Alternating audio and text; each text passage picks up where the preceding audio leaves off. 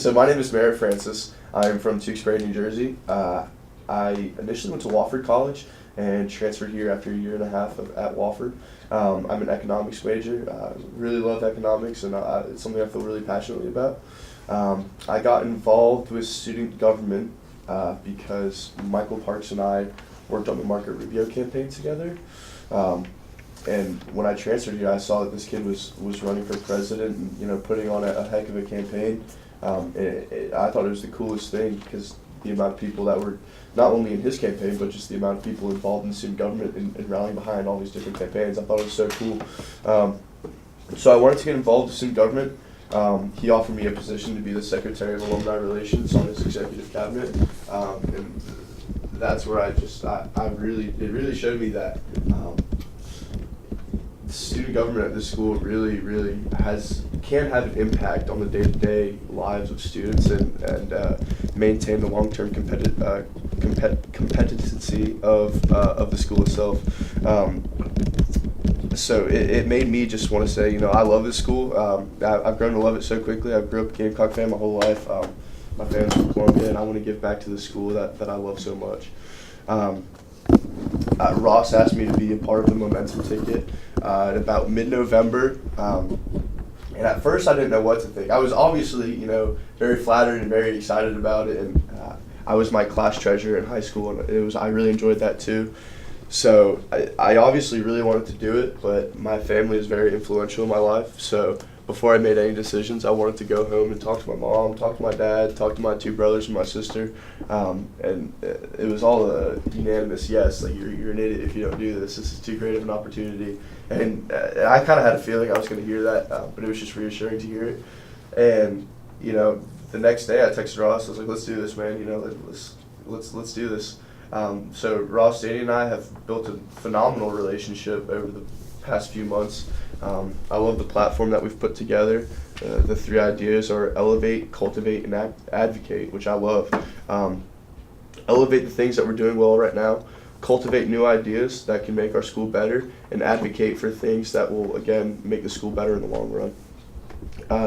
Me personally, what I'm focusing on for my platform as treasurer is that, the two things that I'm really focusing on are transparency through org funding and also a smarter budgeting system.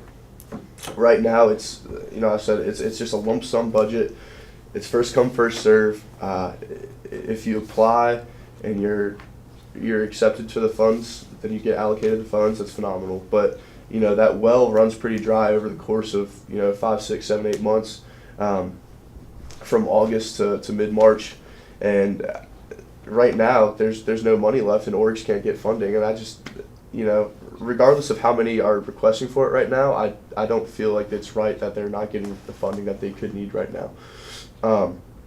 So I want to move towards more of a quarterly budgeting system. I plan to operate that internally, and then if it works out really well, I'd like to potentially rewrite the codes if it is that successful. In terms of transparency for org funding, my reasoning is that the student activity funds, it's the students' money. It comes out of our pockets, and we have every right to deserve and to know where the money is going. I know it's all public knowledge, but in terms of actually how much the organization requested, if they were approved or denied, and how much they were approved or denied for, I think that they have made a great effort in making it more transparent, but I think why not take it a step further and show all the steps throughout the whole entire process? Because again, it is our money, and we deserve to know where it's going. Okay, thanks. Does anybody want to ask a question or last one? This is the start of the questioning session. We can just do the generic questions first, Okay. and then move on to specific ones. Okay, what do you think the role of student government is on this campus? I think, that's kind of a broad question just because of the fact that there's no specific role but if I were to pick one, I would say to not only represent the student body, but to be a voice for the student body and to improve the everyday lives of every Gamecock on campus. At the end of the day, the executive officers are the ones that really have the main voice to the administration, and we won't take that for granted. So you said when you were talking earlier that you've seen how SG can have a direct effect on student lives. Can you point to any examples from this last year of those effects? Yeah, absolutely. And the one that first comes to mind is the It's On Us campaign. Joe Biden started the campaign, and it's really become a nationwide thing now. And MC Kane, who is on the executive cabinet as a It's On Us chair, the thing is with It's On Us, you really don't know who that's affecting. You really don't know that that's impacting. But just to let people know that they're not alone, and to let people know that it's okay and that there's other people out there that have been through situations like that, I think that's extremely important. So that's the first thing on my mind. In terms of actual day-to-day operations, I really like the pilot with Uber, but last I heard, there have been some log jams in the negotiations for making it more of a long-term thing. I would love to, just because of the fact that every student should have a safe option of getting home. 5 Points or Columbia in general at 1:30, 2 in the morning isn't really the best place to be. So discounted fare is, I think, a phenomenal idea and something that I think we should really push for. And has that been implemented yet? For what now? Is that working temporarily now? So the administration is still in talks with the Uber, with the people from Uber. For the month of October, we ran a 25% discount for fares leaving 5 Points between, I believe, 10 to 2 in the morning. And it was a pilot, a very successful pilot. But again, Uber is kind of getting sticky, and they are kind of throwing the upper arm, or the strong arm. So I do think that there's other options out there. Whether it be Yellow Checker, Lyft, Uber, whatever. But I do think that that's something that we should push for. Yeah. And so that directly affected students during October, and it hasn't been since? Well, right. It was a pilot program. Okay. So has there been any program over the last year that you can point to that's directly affected students other than It's On Us? I think what Michael Parks really did, and his main focus was to make student government more visible on campus. And it's not going to be, you have 12 months and it's going to be fixed like that. It's, these things take a lot of time to be more visible on campus, to have more of a tangible effect. But one thing that I do really like is that our platform does, it really does have initiatives that will affect the day-to-day impact of students, whether it be a digital Carolina card, whatever. I really do like our platform. I think Ross has put together a phenomenal platform that will affect the day-to-day operations of students. So what was your part in determining the platform? Were you just kind of invited to join it, or how did that work? Yeah, so he said, as an economics major, as someone with student government experience, I want you on this ticket. And I was thrilled again. But as I started working with Stinson more, I meet with him once or twice a week. I meet with the communications team a few times. I go over the analytics of the communications over the Facebook, Twitter, Instagram to see how much activity has improved over the past year. And after that, I kind of formed my own ideas. And the two things that I really do feel passionately about are the transparent org fundings and the quarterly budgeting system.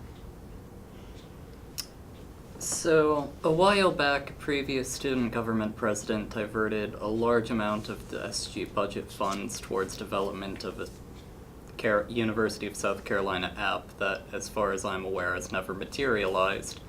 One of the changes involved was taking away a previously popular service where SG provided free copies of the Wall Street Journal and New York Times around campus. Mm-hmm. Is there a possibility that could get restored? That has never been brought to my attention, and I've never even thought of that. But I will say this: at my time at Wofford, the Wall Street Journal was delivered every day to the most popular buildings on campus, and it's something that I really loved and really enjoyed. I read it pretty much every morning. So again, that's never been brought to my attention.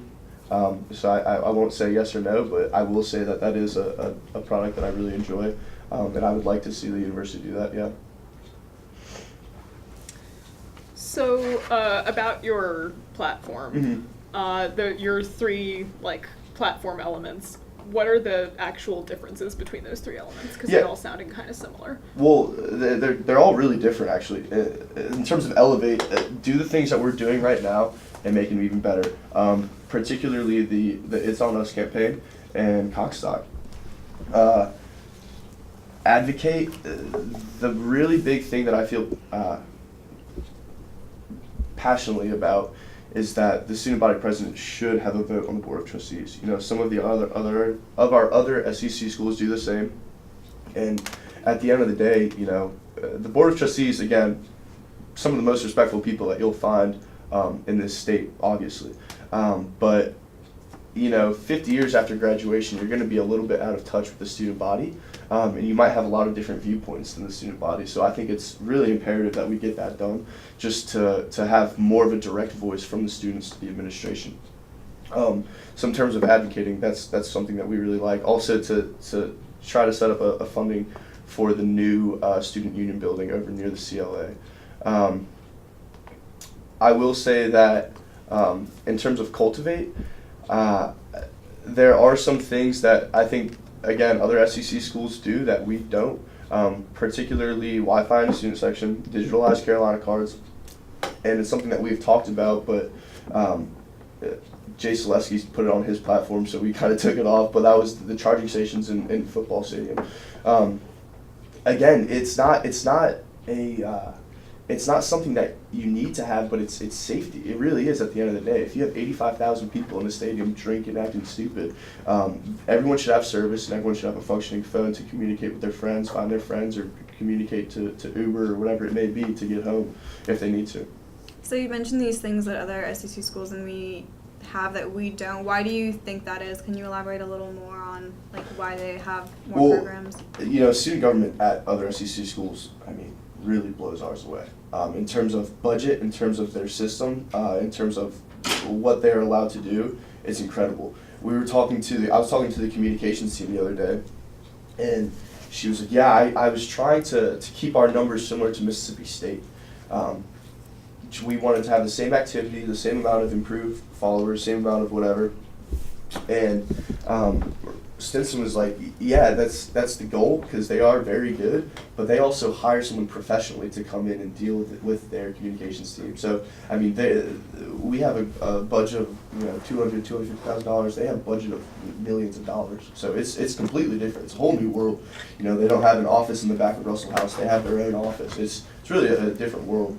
Are you looking to get more funding for student government then? Is that something that's involved in all of this? You know, I'm not worried about, listen, more funding would always be phenomenal. I'm always for that, but I'm much more interested in, as an economics major, I'm much more interested in making the most of what we do have rather than asking for more. Say, hey, I have this, I'm going to make the best, I'm going to spend this money as productive and as economically savvy as possible. You said that you feel that the student government is competitive on campus, but in my experience, students don't really feel connected to student government or really care about what student government is doing or feel like it's not working for them. Yeah. How do you see that, and how could you possibly change it? Awesome question. Well, the thing is, our campaign is called Momentum, and you know, about 15% of the student body votes every year. It's about 4,000 to 5,000 people. But Coxsackie, 8,200 people showed up. You know, so over the course of Michael Park's term, one thing that, you know, a lot of people don't like him, but one thing that you can't take away from him is that he has made student government more visible on campus. And in terms of momentum, that's what we want to do. We want student government to have more tangible things on campus and for people to know what we're doing and to be proud of what the things that we're doing. Well, I mean, visibility doesn't necessarily translate into people coming out and voting. So how would you suggest that, I mean, you got to think about it, right? Somebody has to actually log in, go through all the steps, and then vote. And a lot of people, they don't care enough to take that time out of their day. Right. How are you going to make them care about that? How are you going to translate that into voting? Well, that's exactly it. With more production comes more interaction, comes more visibility, comes more people coming out to vote. No people are going to come out and vote if in years past student government hasn't done anything for them, and they can't tell you, if they're not doing anything for them, they don't care. Quite honestly, they don't. If we improve the day-to-day operations of a student, and people say, oh, you know, they're actually getting stuff done, they're doing things for me, they're gonna care. So it's not you know, going out getting people to vote. It's doing your job, doing it well, and being a productive team that makes people want to get involved in student government and want to come out and vote. You can't make people vote. You have to make them want to vote because you're going to help them. Sure. So I believe that in an SG election 2 years ago, Mm-hmm. there was record or at least very high participation in the election because of a tangible issue that at the time was referred to as Gategate, as to whether or not the Green Street gates should be open after normal class hours.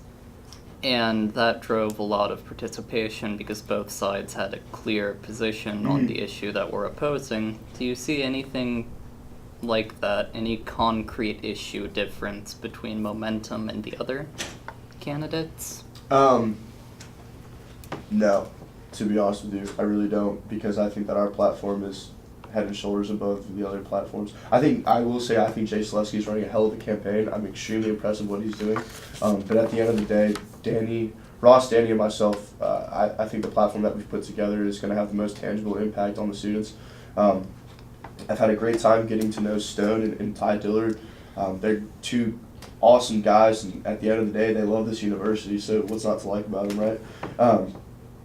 But I just think that our platform it has a lot more substance than theirs. So no, I don't see that at all. The question was how your platform is different from theirs. So, Like, Just is because of there- the fact that we have tangible. So let me say this: Ty Dillard went up there and he said he's running on a campaign, and the thing that he feels most passionately about is that he wants freshmen to have a 30-minute presentation about different sexualities and people that don't relate as binary, which I think is phenomenal. I have no problem with that whatsoever. But if that's the only thing you're going to do over the course of a year, there's much more to be done than that. You know, that's not something that you can only run on. Stone was very passionate about opening up a Google Doc to the student body so that they can say, hey, there's a spider web in this window's broken. And listen, yes, I see the value in that. I see a direct communication to administration would be very valuable. But at the end of the day, I'm sure that might be abused a little bit. And I'm sure that the staff isn't going to say, okay, let me check the Google Doc to go see what we have to do today. They have their own jobs and their own things to do. And again, that's just not something, it's not enough to run a whole campaign on. But are those things that you would consider like incorporating into your efforts? Again, I think the Google Doc would be abused. I mean, with over 30,000 students, I'm sure someone's going to screw around and say, oh, come do this. And honestly, it might get kind of petty, say, oh, there's some water on this floor. Again, I think our staff does a phenomenal job of keeping this place looking beautiful because this campus is absolutely beautiful. So, in terms of a Google Doc, I don't really see. In terms of Ty's idea to have a presentation for U101, yeah, I could see that being valuable just because of the fact that, the world that we live in, for me personally, I really don't really have a problem with anyone. I think all people have their own benefits that you can learn to love and learn to like. So that it doesn't really bother me too much, but as a societal change, there should be some improvements to be made, and I think that could be valuable. Whether that be something that we actually implement, I don't know. I haven't talked to Ross and Danny about it at all. I think again, Jay's running a heck of a campaign in terms of. I do like his idea of having a fixed budget rate over the course of 4 years. Whether it's feasible or not, if it's something that he feels that passionately about, and he does not win the vice presidency and becomes a senator, which he also filed for, he would work very closely with Ross, because Ross is one of the best lobbyists for students because of the connections he made over the past year as vice president. So I definitely think, I love the idea. I know a lot of other colleges do it, and I think it's great. So that's really the only thing. I was wondering if you could talk a little more about the Momentum campaign, because I know that there's some feeling that this is like an attempt to set up a legacy, and I was wondering if you could speak a little bit about that and what you think, like what the pros are and maybe like some of the cons of having these ticket races, if you think there are any. I don't see any cons. I mean, if you have your team set in place, and you know, it's not you're clicking one button for the momentum campaign. Yeah. You still have to go through and choose the 3 candidates. And at the end of the day, if the democracy speaks and chooses the 3 of us on our ticket, then so be it. The student body has spoken. If one of us loses, then so be it. The student body has spoken. In terms of a legacy, I'm not really worried. I'm more worried about what I'm going to do rather than, you know, years after. But if we do have that successful of a term, I mean, that's the idea of having a legacy. Kind of excites me just because of the fact that probably means that we did a pretty damn good job. Anything else? Can we talk a little more about, so all of the funding for student government has been spent at this point. I was just wondering if you could speak a little bit about like how that has happened, and you mentioned the quarterly budget system, but what exactly you'll do to help fight that? Will you be like refusing more organizations' requests? I won't be refusing, but I will sit down. Again, people that say, you know, Merritt, how are you going to spend this much money? That's, you know, if you understand the codes, you understand the finance codes, that's really not the question. The question is, how are you going to work with the finance committee and your team to make sure that this money is spent as productive as possible? That's the real question. And I do intend to spend every single cent of it because I really don't want to give it back to the university because it's our money that we spent as students. But I do know that there is a lot more requests towards the beginning of the year. So it wouldn't necessarily be 25, 25, 25, 25. It might be more of like, you know, a 33, 17, 25, 25, something like that. Just to make sure that we have funding over the course of the year. Because I would hate to be an organization in February that requests for something and we say, oh, I'm sorry, we're out of money. Because that's poor budgeting. That's really just poor budgeting and poor planning. I mean, but when you talk about spending money more efficiently, how exactly does that translate into real action? Like, what would you be doing to make it more efficient? Just the budgeting system. Okay. I mean, I'm not gonna blow it all in the first semester. I'm not gonna, you know, just say yes, yes, yes, yes, yes. But I'm gonna be, for example, so let's say, okay, guys, month of September, let's try to aim to spend this much money and not go too much over or under that. So I guess what I'm trying to get at is you're still going to be having to deny people at a similar rate, at least to what's going on now. How would you prioritize which organizations get funding? I think at the end of the day, you really have to ask yourself what funding is going to impact the most population of the student body as possible. So it's not to say that one organization deserves it more than another at all, because at the end of the day, everyone should have their chance to go to conventions and you know, hold their tabling, whatever.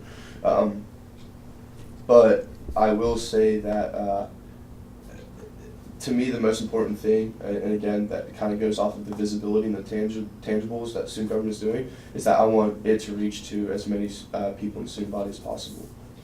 So you would judge like the merit of events that request stuff, like based on how many people would be attending then? Is that?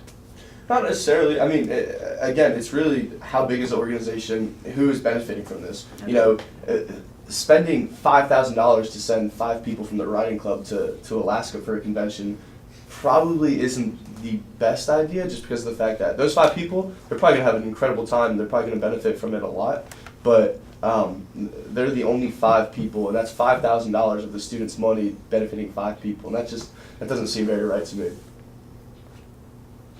Because a lot of the events on this are like travel stuff. There's a lot of conventions. Yeah, there's a lot of conventions. Yeah. Any other questions? Okay. Is there anything else that you want to say that you would like us to know about your campaign or yourself? Ross, Danny, and I have been working so hard. You know, the 170 people on our campaign team right now have been working so hard for us to make sure that this campaign is successful. Not only the campaign, but our terms afterwards. I've had just an absolute blast meeting all the kids, whether they're involved in freshman council, dance marathon, or Senate, just phenomenal people that I've met, and that's honestly the funnest thing about this process is just meeting all the different walks of life that are coming together and see our vision and agree with it and want to work with us on it. That's been the coolest part, and I'm very excited to see the results February 14th and 15th, and hopefully we come out on top.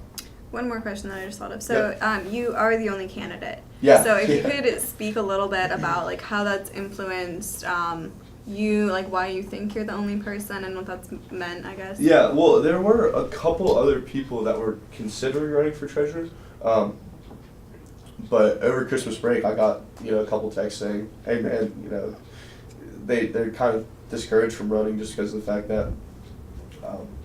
They think y'all's campaign is going to be great. They think you're building a very strong platform behind Ross, Danny, and yourself. And I think they're going to run next year probably.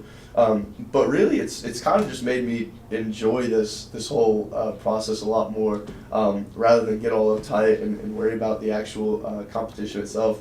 I've been having a blast just meeting people and going to different things on campus. So I would say I've just enjoyed. It's probably made me enjoy this process a lot more, as it would anyone, I'm sure. Yeah. So you think it's allowed you to focus more on like the content, I guess, rather than like competing against other people? Absolutely. At the end of the day, the idea of the ticket was to run off of substance and platform. I think all too often these things can be, who has the best hair or the best smile.